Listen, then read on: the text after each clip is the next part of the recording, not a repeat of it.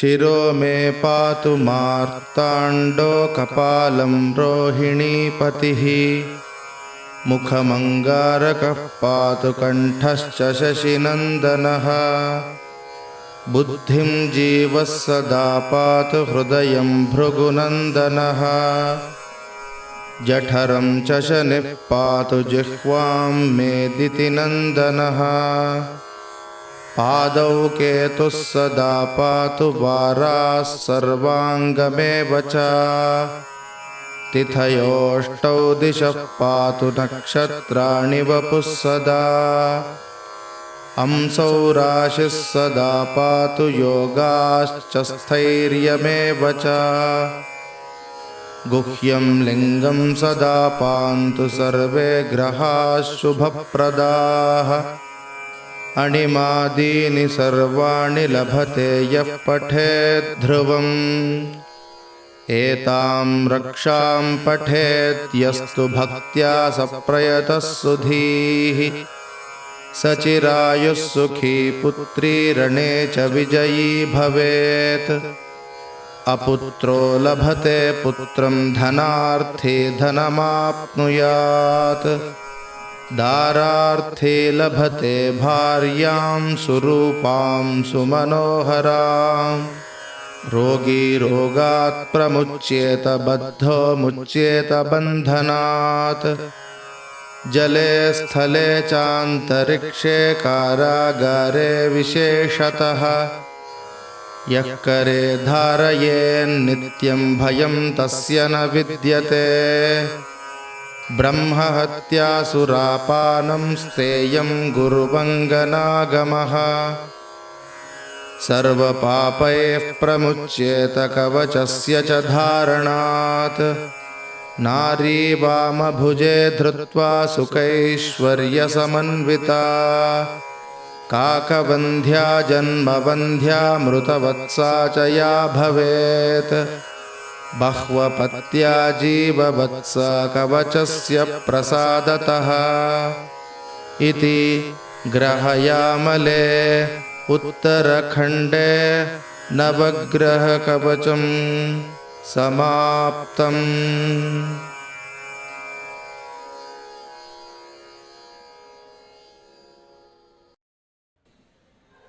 शिरो मे पातु मार्ताण्डो कपालं रोहिणीपतिः।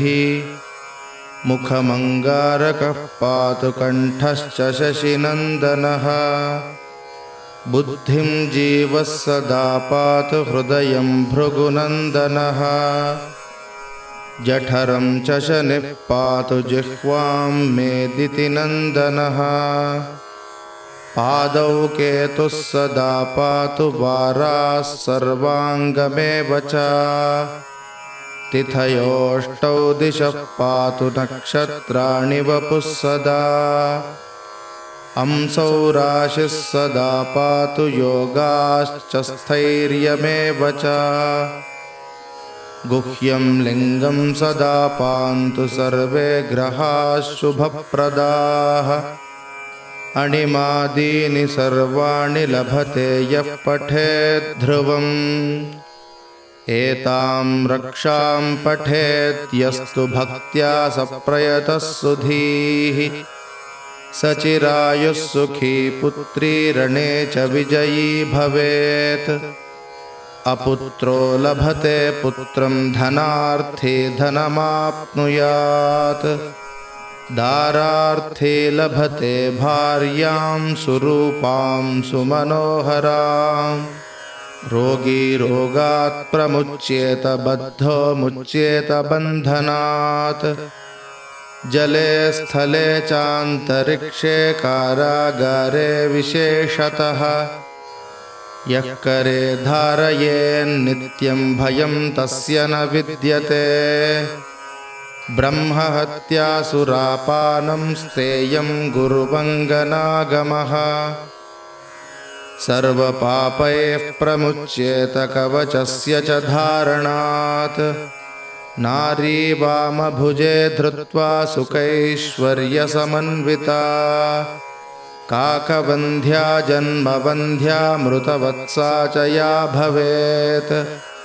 बह्वपत्या जीववत्स कवचस्य प्रसादतः इति ग्रहयामले उत्तरखण्डे नवग्रहकवचं समाप्तम्।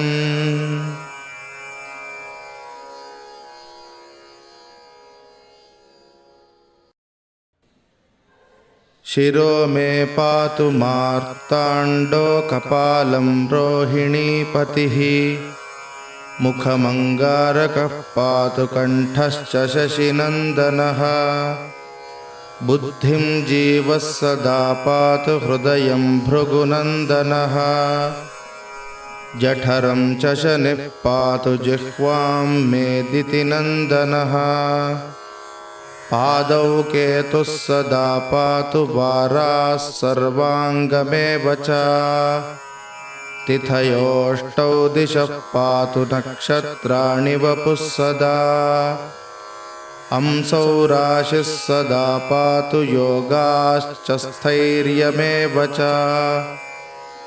गुह्यं लिङ्गं सदा पान्तु सर्वे ग्रहाः शुभप्रदाः अणिमादीनि सर्वाणि लभते यः पठेत् ध्रुवम् एतां रक्षां पठेत् यस्तु भक्त्या सप्रयतः सुधीः स चिरायुः सुखी पुत्री रणे च विजयी भवेत् अपुत्रो लभते पुत्रं धनार्थी धनमाप्नुयात् दारार्थी लभते भार्यां सुरूपां सुमनोहरां रोगी रोगात् प्रमुच्येत बद्धो मुच्येत बन्धनात् जले स्थले चान्तरिक्षे कारागारे विशेषतः यः करे धारयेन्नित्यं भयं तस्य न विद्यते ब्रह्महत्यासुरापानं स्तेयं गुरुवङ्गनागमः सर्वपापैः प्रमुच्येत कवचस्य च धारणात् नारी वामभुजे धृत्वा सुखैश्वर्यसमन्विता काकवन्ध्या जन्मवन्ध्या मृतवत्सा च या भवेत् बह्वपत्या जीववत्स कवचस्य प्रसादतः इति ग्रहयामले उत्तरखण्डे नवग्रहकवचं समाप्तम्।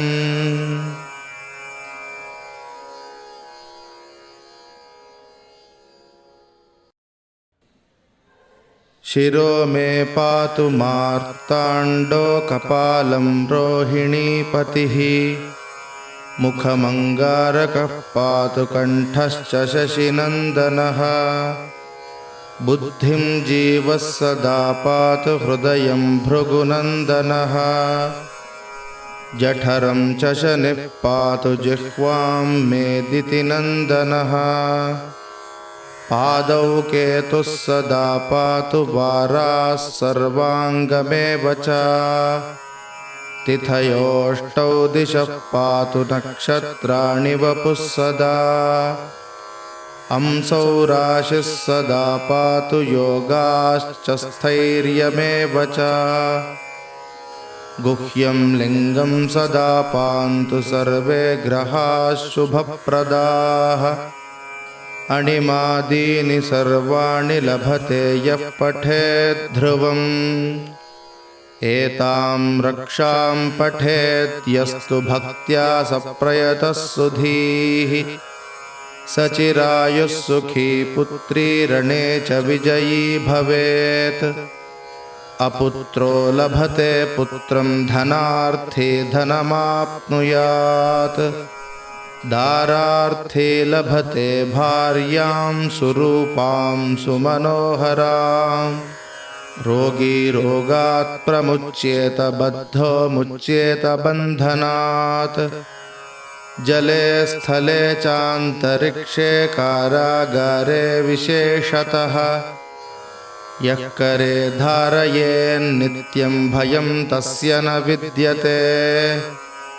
ब्रह्महत्यासुरापानं स्तेयं गुरुवङ्गनागमः सर्वपापैः प्रमुच्येत कवचस्य च धारणात् नारी वामभुजे धृत्वा सुखैश्वर्यसमन्विता काकवन्ध्या जन्मवन्ध्या मृतवत्सा च या भवेत् बह्वपत्या जीववत्सा कवचस्य प्रसादतः इति ग्रहयामले उत्तरखण्डे नवग्रहकवचं समाप्तम्।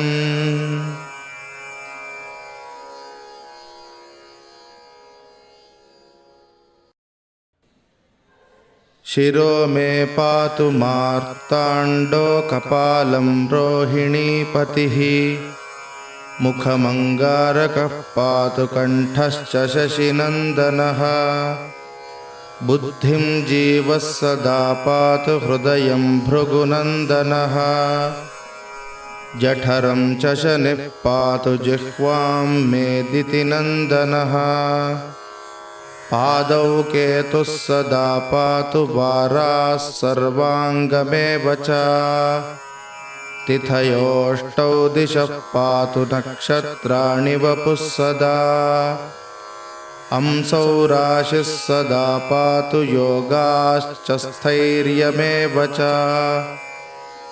गुह्यं लिङ्गं सदा पान्तु सर्वे ग्रहाः शुभप्रदाः अणिमादीनि सर्वाणि लभते यः पठेत् ध्रुवम् एतां रक्षां पठेत् यस्तु भक्त्या सप्रयतः सुधीः सचिरायुः सुखी पुत्री रणे च विजयी भवेत् अपुत्रो लभते पुत्रं धनार्थी धनमाप्नुयात् दारार्थी लभते भार्यां सुरूपां सुमनोहरां रोगी रोगात् प्रमुच्येत बद्धो मुच्येत बन्धनात् जले स्थले चान्तरिक्षे कारागारे विशेषतः यः करे धारयेन्नित्यं भयं तस्य न विद्यते ब्रह्महत्यासुरापानं स्तेयं गुरुवङ्गनागमः सर्वपापैः प्रमुच्येत कवचस्य च धारणात् नारी वामभुजे धृत्वा सुखैश्वर्यसमन्विता काकवन्ध्या जन्मवन्ध्या मृतवत्सा च या भवेत् बह्वपत्या जीववत्सा कवचस्य प्रसादतः इति ग्रहयामले उत्तरखण्डे नवग्रहकवचं समाप्तम्।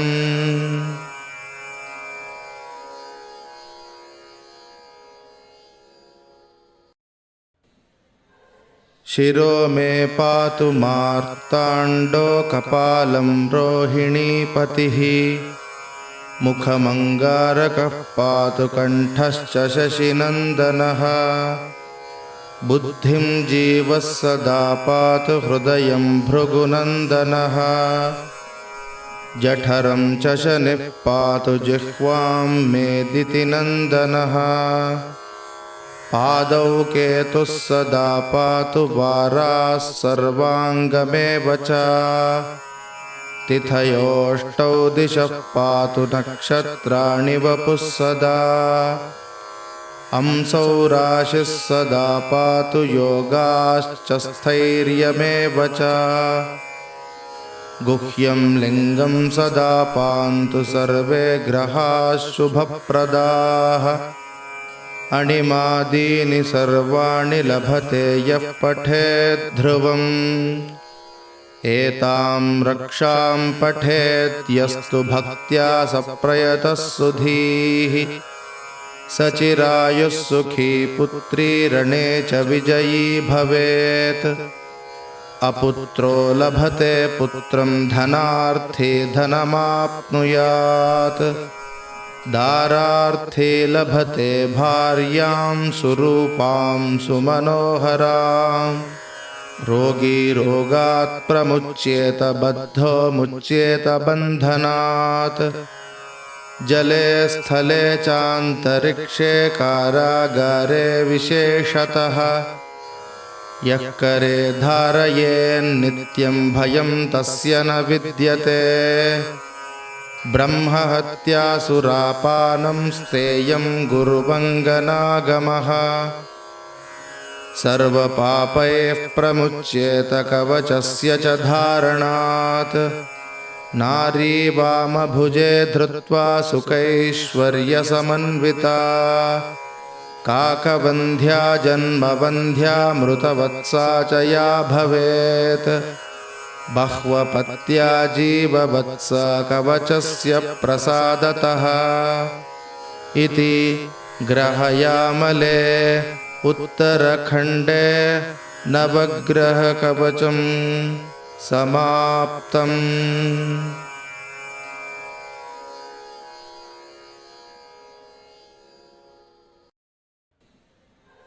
शिरो मे पातु मार्ताण्डो कपालं रोहिणीपतिः।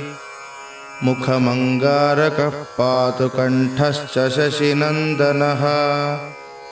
बुद्धिं जीवः सदा पातु हृदयं भृगुनन्दनः। जठरं च शनिः पातु जिह्वां मेदितिनन्दनः। पादौ केतुः सदा पातु वाराः सर्वाङ्गमेव च। तिथयोष्टौ दिशः पातु नक्षत्राणि वपुः सदा। अंसौ राशिः सदा पातु योगाश्च स्थैर्यमेव च। गुह्यं लिङ्गं सदा पान्तु सर्वे ग्रहाः शुभप्रदाः। अणिमादीनि सर्वाणि लभते यः पठेत् ध्रुवम्। एतां रक्षां पठेत् यस्तु भक्त्या सप्रयतः सुधीः। सचिरायुः सुखी पुत्री रणे च विजयी भवेत्। अपुत्रो लभते पुत्रं धनार्थी धनमाप्नुयात्। दारार्थे लभते भार्यां सुरूपां सुमनोहरां। रोगी रोगात् प्रमुच्येत बद्धो मुच्येत बन्धनात्। जले स्थले चान्तरिक्षे कारागारे विशेषतः। यः करे धारयेन्नित्यं भयं तस्य न विद्यते। ब्रह्महत्यासुरापानं स्तेयं गुरुवङ्गनागमः। सर्वपापैः प्रमुच्येत कवचस्य च धारणात्। नारी वामभुजे धृत्वा सुखैश्वर्यसमन्विता। काकवन्ध्या जन्मवन्ध्या मृतवत्सा च या भवेत्। बह्वपत्या जीववत्सा कवचस्य प्रसादतः। इति ग्रहयामले उत्तरखण्डे नवग्रहकवचं समाप्तम्।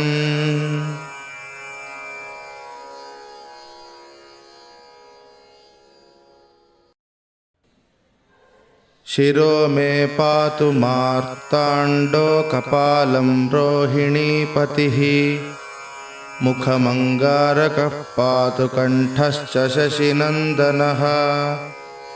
बुद्धिं जीवः सदा पातु हृदयं भृगुनन्दनः।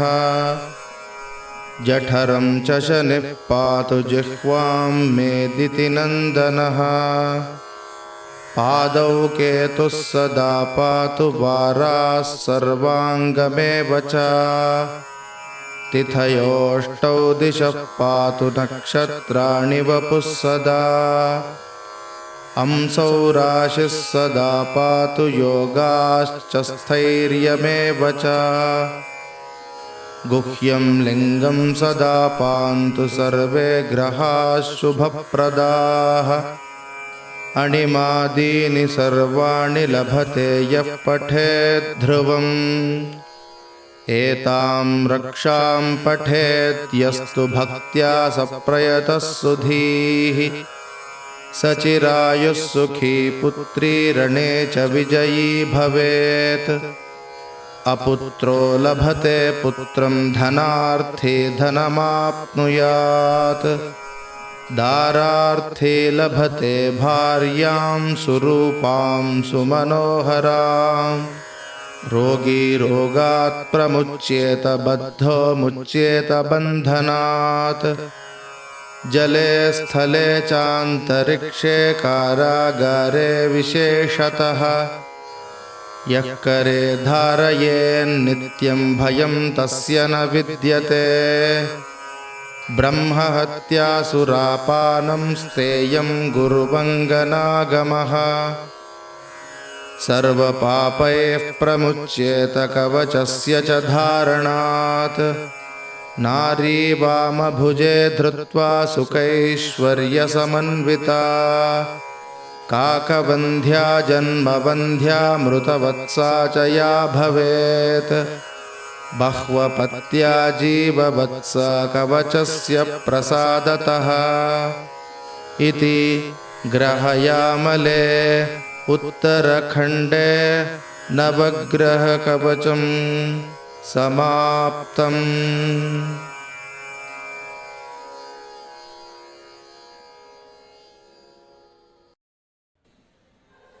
शिरो मे पातु मार्ताण्डो कपालं रोहिणीपतिः मुखमङ्गारकः पातु कण्ठश्च शशिनन्दनः बुद्धिं जीवः सदा पातु हृदयं भृगुनन्दनः जठरं च शनिः पातु जिह्वां मेदितिनन्दनः पादौ केतुः सदा पातु वाराः सर्वाङ्गमेव च तिथयोष्टौ दिशः पातु नक्षत्राणि वपुः सदा अंसौ राशिः सदा पातु योगाश्च स्थैर्यमेव च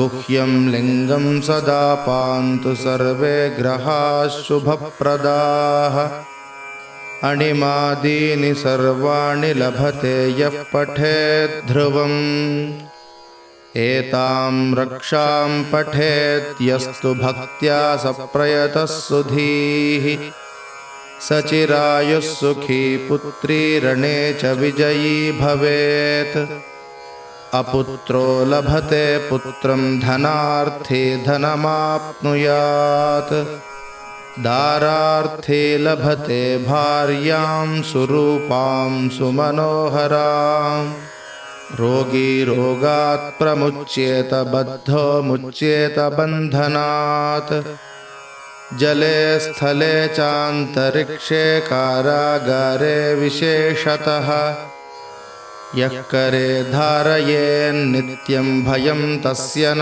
विद्यते ब्रह्महत्यासुरापानं स्तेयं गुरुवङ्गनागमः सर्वपापैः प्रमुच्येत कवचस्य च धारणात् नारी वामभुजे धृत्वा सुखैश्वर्यसमन्विता काकवन्ध्या जन्मवन्ध्या मृतवत्सा च या भवेत् बह्वपत्या जीववत्सा कवचस्य प्रसादतः इति ग्रहयामले उत्तरखण्डे नवग्रहकवचं समाप्तम्।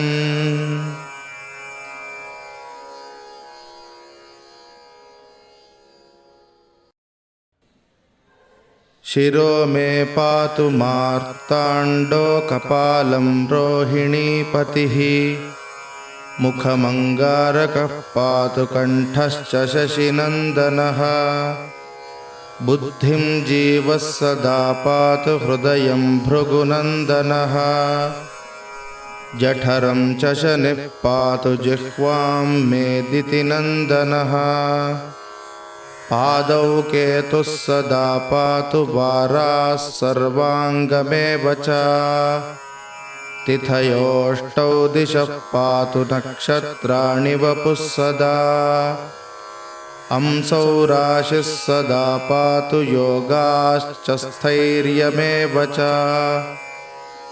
गुह्यं लिङ्गं सदा पान्तु सर्वे ग्रहाः शुभप्रदाः अणिमादीनि सर्वाणि लभते यः पठेत् ध्रुवम् एतां रक्षां पठेत् यस्तु भक्त्या सप्रयतः सुधीः सचिरायुः सुखी पुत्री रणे च विजयी भवेत् अपुत्रो लभते पुत्रं धनार्थी धनमाप्नुयात् दारार्थी लभते भार्यां सुरूपां सुमनोहरां रोगी रोगात् प्रमुच्येत बद्धो मुच्येत बन्धनात् जले स्थले चान्तरिक्षे कारागारे विशेषतः यः करे धारयेन्नित्यं भयं तस्य न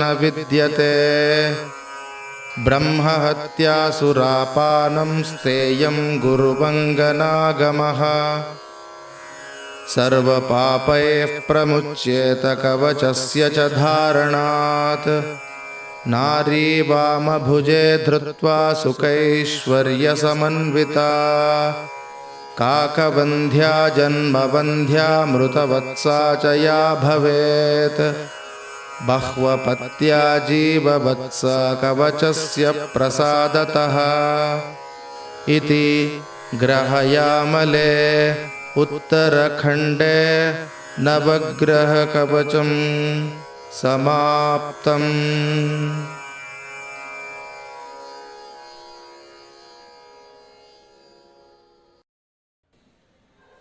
शिरो मे पातु मार्ताण्डो कपालं रोहिणीपतिः मुखमङ्गारकः पातु कण्ठश्च शशिनन्दनः बुद्धिं जीवः सदा पातु हृदयं भृगुनन्दनः जठरं च शनिः पातु जिह्वां मेदितिनन्दनः पादौ केतुः सदा पातु वाराः सर्वाङ्गमेव च तिथयोष्टौ दिशः पातु नक्षत्राणि वपुः सदा अंसौ राशिः सदा पातु योगाश्च स्थैर्यमेव च गुह्यं लिङ्गं सदा पान्तु सर्वे ग्रहाः शुभप्रदाः अणिमादीनि सर्वाणि लभते यः पठेत् ध्रुवम् एतां रक्षां पठेत् यस्तु भक्त्या सप्रयतः सुधीः सचिरायुः सुखी पुत्री रणे च विजयी भवेत् अपुत्रो लभते पुत्रं धनार्थी धनमाप्नुयात् दारार्थी लभते भार्यां सुरूपां सुमनोहरां रोगी रोगात् प्रमुच्येत बद्धो मुच्येत बन्धनात् जले स्थले चान्तरिक्षे कारागारे विशेषतः यः करे धारयेन्नित्यं भयं तस्य न